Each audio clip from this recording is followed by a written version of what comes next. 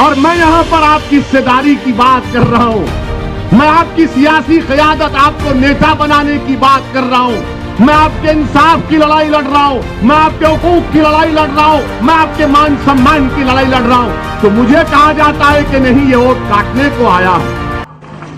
मेरे अजीज दोस्तों और बुजुर्गों, मुझ पर और हमारी जमात पर इल्जाम कि 2019 के लोकसभा के चुनाव से पहले जनाब मुलायम सिंह यादव साहब ने पार्लियामेंट में खड़े होकर नरेंद्र मोदी को आशीर्वाद दिया और कहा कि तुम दोबारा देश के प्रधानमंत्री बन जाओ।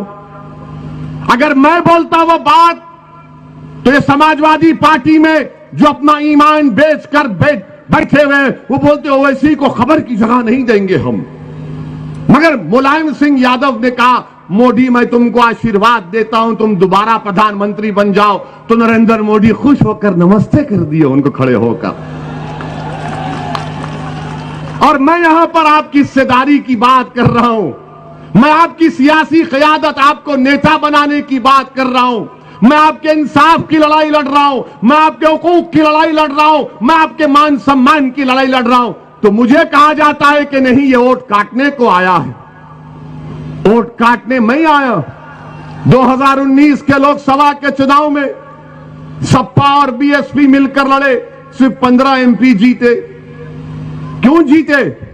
75% तो मुसलमान वोट दिए। सीएसजीएस का डेटा है।